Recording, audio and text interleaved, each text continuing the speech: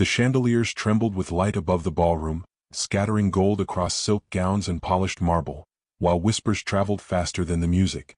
Every laugh seemed sharpened by judgment, every glance measured and weighed like coin. Along the far wall, beneath a portrait darkened by age, Miss Eliza Whitcomb sat with her hands folded in her lap, her posture obedient, her presence politely forgotten. She had been placed there by design, arranged like an afterthought beside a potted fern, instructed to remain still while the evening unfolded without her. Her mother had whispered the command with a smile that never reached her eyes, "Sit quietly, Eliza, and do not distract from your sister." Eliza obeyed as she always did, lowering her gaze to the hem of her ivory gown that bore no sparkle, no daring, no invitation. Across the room, Rosamund Whitcomb shimmered beneath candlelight in rose satin, laughter following her like perfume. Suitors hovered nearby, drawn by her brightness and encouraged by their mother's careful positioning. Eliza watched without envy, but with the quiet ache of someone accustomed to being overlooked. She had long ago accepted that her value lived in usefulness, not admiration. She was the daughter who remembered names, who soothed tempers, who fetched shawls and filled silences. Tonight she would perform that role again, unnoticed and unremarked. The orchestra swelled near the dais, violins climbing toward a triumphant note as the doors opened. A hush rippled outward like a thrown stone. Heads turned in unison. The Duke of Harrowmont entered with measured grace, his expression composed and unreadable. He carried no flourish, no smile, yet the room seemed to part before him. Eliza felt the shift even from her distant chair, as conversations thinned into breathless observation. Her mother straightened instantly, guiding Rosamund forward with hopeful urgency. Introductions were made amid bows and curtsies, fans fluttering like nervous wings. Rosamund glowed beneath the attention, offering her brightest smile. The Duke inclined his head politely. And then his gaze moved past her. It did not wander nor hesitate. It settled with quiet certainty upon Eliza. She felt it before she dared to look up, a strange awareness traveling across the crowded air. When her eyes lifted, they met his. The moment held longer than courtesy allowed. Eliza forgot to breathe. Around her, whispers rekindled with new purpose. She lowered her gaze quickly, heat rising beneath her skin. Surely he had mistaken her for someone else. Yet when she risked another glance, he was still watching. There was no mockery there, no casual curiosity. His attention felt deliberate, as though she were the only unmoving thing in the room. Her fingers tightened in her lap. Rosamund continued speaking, unaware that the center of gravity had subtly shifted. Their mother followed the Duke's line of sight, confusion creasing her brow. Eliza wished desperately to disappear into the wallpaper. Instead, she sat straighter, compelled by something she did not understand. The music resumed, yet the spell did not break. The Duke excused himself from Rosamund with a murmur too soft to hear. He began walking across the ballroom. Each step seemed to echo louder than the orchestra. Ladies parted instinctively, their expressions sharpening with intrigue.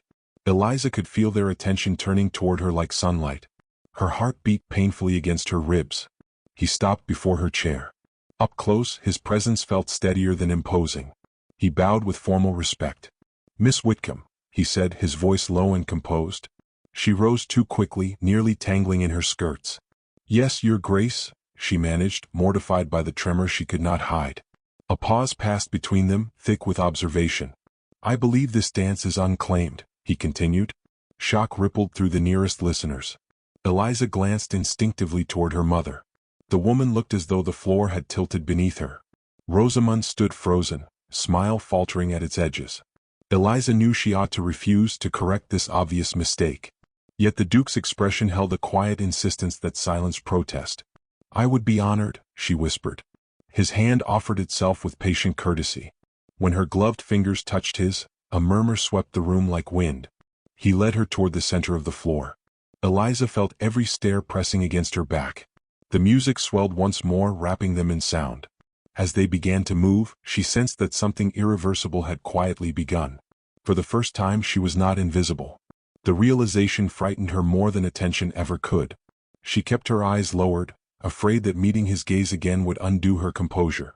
His guidance was gentle, precise, allowing her dignity where panic threatened. Around them, conversation faltered into astonished quiet. Eliza heard her name whispered like speculation passing between strangers. She wondered what story they were already inventing. The Duke spoke softly, words meant only for her. "You appear uneasy, Miss Whitcomb." She managed a faint reply. "I fear I am unaccustomed to such notice, Your Grace." A hint of warmth touched his expression. "Then allow me to apologize for disrupting your evening." "There is nothing to forgive," she replied, though her pulse disagreed. They turned gracefully with the music, her steps steadier now. She dared at last to look at him. His attention remained unwavering, thoughtful, almost curious. It did not feel like admiration but recognition, as though he had discovered something he had long been seeking. The thought unsettled her deeply. When the dance concluded, a hush lingered expectantly. He escorted her back not to the wall but nearer the gathered guests. Eliza sensed the shift in distance as keenly as breath. Before releasing her hand, he bowed once more. "I hope this will not be our last conversation, Miss Whitcomb." She could only nod, words failing her. He stepped away, yet the space he left behind felt altered. Across the room, her mother stared in disbelief. Rosamund watched with an expression Eliza had never seen before. It was not anger but realization. The ballroom did not recover from what it had witnessed quickly enough. Whispers multiplied beneath the chandeliers, turning silk conversation into sharp speculation. Eliza Whitcomb felt them even as she returned to her seat against the wall, her hands still trembling with the memory of the Duke's gaze. Her mother arrived almost instantly, face composed but eyes burning with questions. "What did you say to His Grace?" she whispered, voice tight as a drawn thread. "I said nothing," Eliza replied, yet even she heard the disbelief in her tone. Rosamund stood nearby, still radiant yet unsettled, her smile now carefully repaired like fragile glass. That evening returned to Whitcomb House more slowly than usual, as though the air itself had grown heavier with consequence. A sealed bouquet arrived without announcement, placed upon the marble foyer table where servants dared not speak its origin. No card accompanied it, only deep red roses tied with black ribbon bearing the Duke of Harrowmont's seal. By morning the house staff had already begun to whisper that the Duke had sent not to Rosamund but to Eliza. Rosamund received the news with a smile too still to be sincere. Her mother dismissed the servants and closed every curtain as though light itself might betray them. The following day a second message arrived requesting Miss Whitcomb accompany the Duke to a rural charity inspection without her sister. Society did not wait for confirmation before judgment began to spread through drawing rooms and tea tables.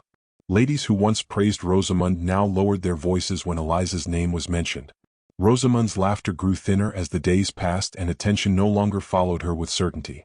Then came the unexpected parcel delivered directly into Eliza's hands, a volume of poetry she had once mentioned in passing. She held it as though it were something alive, recognizing the impossibility of such memory being preserved so precisely. At the garden luncheon the Duke arrived later than etiquette allowed and crossed directly through titled company to reach Eliza before acknowledging anyone else. Silence fell so quickly it felt almost physical. "Miss Whitcomb," he said softly, "you seem perpetually placed where no one thinks to look." "It is where I am most accustomed to remain," she answered. Around them the world of society watched as though witnessing a breach in reality. Eliza's mother gripped her fan so tightly it bent under pressure. Rosamund stood motionless behind a cluster of lilies, her smile finally unanchored. "I shall not detain you further," the Duke said before departing, yet his eyes lingered one heartbeat longer on Eliza. And when he finally turned away the entire garden seemed to exhale in uncertain anticipation of what would come next. By dusk whispers had already transformed observation into accusation. Even servants who once remained indifferent now spoke in hushed urgency. Eliza found herself increasingly isolated within her own household. "You must understand the danger of encouragement," her mother warned sharply. Yet Eliza could not erase the memory of being seen. Far across the city the Duke of Harrowmont stood before a fire in quiet contemplation. The image of Eliza Whitcomb lingered in his mind with unexpected persistence, and though he did not yet name it, something irrevocable had already begun. That night Eliza waited for nothing yet felt the weight of expectation. Rosamund tore at the ribbon of her own gown before stopping herself. A decision began forming in her mother's mind, cold and precise. Society's curiosity no longer remained gentle, it sharpened into demand. The morning of the charity inspection arrived with a gray sky. Eliza dressed in simple morning-toned fabric chosen by her mother. A carriage waited outside with Duke's crest polished and unmistakable. Eliza hesitated at the threshold, feeling the weight of every unseen gaze. Inside the carriage silence settled between them like carefully placed glass. The Duke did not speak immediately, allowing space for restraint. Eliza clasped her hands tighter than necessary. "You need not fear reputation with me," he said finally. "That is a comfort I have never been offered before," she replied. Something unspoken passed between them, neither fully understood yet both felt. The carriage slowed as fields replaced city stone. Ahead the village chapel and adjoining hall came into view. Villagers paused their work, watching the arrival with cautious curiosity. The Duke stepped down first, then offered his hand to Eliza. The contact was brief yet unsettling in its gentleness. They entered the hall together. Warm air filled with the scent of wool, medicine, and damp wood. Eliza knelt beside a coughing child, instinctively offering calm comfort. The Duke watched her without interruption. Something in that moment aligned with his memory, and quietly certainty replaced curiosity. Outside, thunder gathered unseen beyond the hills. Villagers began to speak of the Duke differently now. Eliza noticed the change not in him but in how others saw her. As they prepared to leave the hall, silence followed them again. The return journey felt heavier than the arrival. The Duke finally spoke as dusk approached. "You are not what I expected to find in this world. I am uncertain whether that is praise or warning. That if you like my content, don't forget to subscribe, give this video a thumbs up, and share your thoughts in the comments." His gaze softened with something dangerously sincere. And though neither spoke the truth aloud, the space between them had already begun to change irrevocably as the carriage wheels rolled into gathering darkness and unseen futures waited beyond the glass, softly yet undeniably altered forever. The rain arrived without ceremony over Harrowmont House, turning its ancient stone corridors into softened shadows of sound, as though the building itself had begun to breathe more slowly beneath the weight of weather. Within the vast library, where firelight struggled against the dusk, Eliza Whitcomb stood hesitating at the threshold, her gloved fingers still damp from the journey. The Duke of Harrowmont had sent no formal escort, only a simple note requesting her presence, and that absence of ornament felt more intimate than any public invitation. She stepped inside as the door closed behind her with a quiet finality. Shelves rose like solemn witnesses around her, lined with volumes that seemed to hold centuries of restrained thought. The Duke stood near the fireplace, not in ceremonial posture but in a way that suggested he had been waiting longer than etiquette permitted. When he turned, his expression carried none of the guarded distance she had grown accustomed to in society. Instead, there was something unsettled in him, as though the storm outside had found its echo within. "You came," he said simply. "I was asked," Eliza replied, though her voice softened at the edges. A pause settled between them, neither fragile nor comfortable. The fire cracked once, sending a brief flare of light across polished wood and leather bindings. Eliza noticed then how removed this moment was from the ballroom, from the garden, from every place where she had been reduced to observation. Here there was no audience, only proximity. The Duke moved slightly closer, not enough to threaten, but enough to redefine distance. "I find myself," he began, then stopped as though the sentence resisted completion. He turned away briefly, his hand resting against the mantel as rain deepened its rhythm outside. Eliza watched him with careful attention. "Your Grace, if my presence causes inconvenience." "It does not," he interrupted gently, then corrected himself with restraint. "It is not inconvenience I feel." That admission altered the air between them. Eliza's breath caught in her throat, though she did not yet understand why. She had been trained to interpret silence, not confessions. The Duke turned back toward her, his gaze steadier now, less guarded than before. "I have observed you," he said, "not as society observes, but as one might observe something quietly remarkable that others have failed to notice." Eliza's fingers tightened around her gloves. "I am uncertain what it is you believe you see." "That is precisely the difficulty," he answered. "What I see does not align with what I was prepared to expect." Thunder rolled beyond the windows, distant yet deliberate, as though nature itself were responding. Eliza stepped further into the room, though she could not explain why she did so. The firelight caught the edge of her profile, softening her hesitation into something almost luminous. "I have spent my life," she said carefully, "ensuring I am not a burden upon my family's name." "And yet," the Duke replied, "you carry yourself as though you understand dignity more intimately than those who claim it by birth." The words unsettled her more than praise ever could. She looked away briefly, as though seeking instruction from the shelves themselves. "Dignity," she said quietly, "is often simply silence practiced well." A faint, almost imperceptible shift passed across his expression. "Then perhaps," he said, "you have been misinformed." The fire snapped again. For a moment neither spoke. The rain intensified, pressing against the windows like an unrelenting witness. Eliza became aware of the closeness of the room, of how easily words might become irreversible here, away from the structure of society. "You risk much by speaking to me in this manner," she said at last. "I am aware," he replied. "Yet I find I am less concerned with risk than with truth." The word lingered between them, heavy and unfamiliar in such refined surroundings. Eliza studied him more directly now, searching for the performative elegance she expected from men of his rank. She found none. Instead, there was something almost weary in his composure, as though restraint itself had begun to fail him in her presence. "I did not intend," he continued more quietly, "to allow this distance to narrow. Yet every time I attempt to restore it, I find no justification strong enough to do so." Eliza's pulse quickened despite her efforts to remain composed. "And what distance do you speak of?" "The distance between recognition and understanding," he said, "and perhaps something beyond both." The implication was too near the edge of language. Eliza stepped back instinctively, her heel catching softly against the rug. The Duke did not advance. Instead, he remained where he stood, as though respecting a boundary she had not yet named. "I am not accustomed," she whispered, "to being the subject of such consideration." "Then it is overdue," he said simply.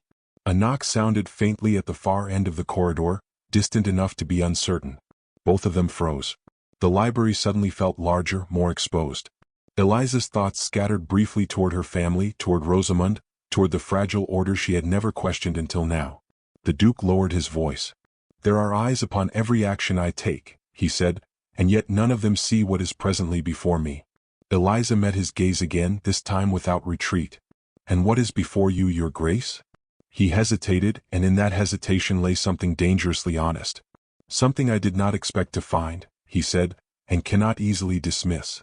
Footsteps approached, soft but unmistakable, breaking whatever fragile boundary had begun to form. The Duke turned slightly toward the sound, his composure returning with practiced precision. Eliza remained still, caught between retreat and understanding. The door handle shifted. The moment held its breath. Eliza's heart tightened as the unseen visitor neared, while the Duke shifted subtly as though deciding between concealment and revelation, the storm outside striking the glass like a warning neither of them could yet name or refuse aloud now. The handle of the library door turned slowly, and for a moment neither Eliza Whitcomb nor the Duke of Harrowmont moved, as though any motion might fracture the fragile truth forming between them. A footman entered with measured urgency, rein still clinging to his coat, his expression carefully neutral in the manner of servants trained to witness without reaction. "Your Grace," he said, bowing low, "a message from the Marquis of Elbridge. The royal banquet proceeds this evening as scheduled. Attendance is expected without exception." The Duke's composure returned instantly, though something in his eyes dimmed rather than softened. Eliza stepped back instinctively, as if the intrusion had restored the proper distance between their worlds. The footman hesitated briefly upon noticing her presence, then lowered his gaze with disciplined restraint. "You may leave us," the Duke said quietly. When the door closed again, silence did not return in the same form. It had been altered, made heavier by interruption. Eliza clasped her hands before her, aware suddenly of how easily this space could collapse back into formality.